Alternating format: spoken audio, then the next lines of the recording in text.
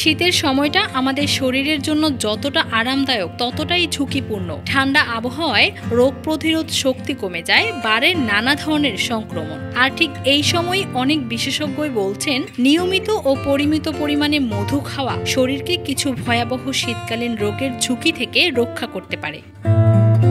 সর্দি কাশি, গলা ব্যথা, ব্রঙ্কাইটিস, শীতে এসব সমস্যা বেড়ে যায়। মধুর অ্যান্টিব্যাকটেরিয়াল আর অ্যান্টিভাইরাল গুণ গলার প্রদাহ কমাতে সাহায্য করে। মধু কফ নরম করে, কাশির তীব্রতা কমায়। এমনকি ঘুমানোর আগে 1 চামচ মধু দিলে শিশু ও বড়দের কাশি কমে, এটা গবেষণাতেও প্রমাণিত।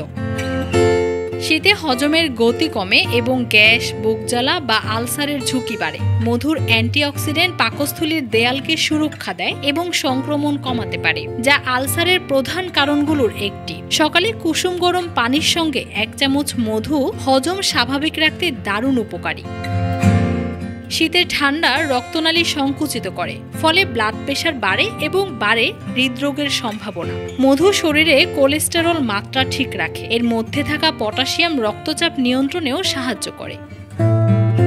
সকালে কুসুম গরম পানির সাথে 1 চামচ, রাতে ঘুমানোর আগে 1 চামচ আর দিনের চায়ে চিনি বদলে 1 চামচ মধু খাওয়ার পরামর্শ বিশেষজ্ঞদের। তবে সবাই কিন্তু মধু খেতে পারবেন না। ডায়াবেটিস রোগে অথবা যাদের মধুতে অ্যালার্জি আছে তাদের অবশ্যই সতর্ক থাকতে হবে এবং প্রয়োজনে চিকিৎসকের পরামর্শ নিতে হবে।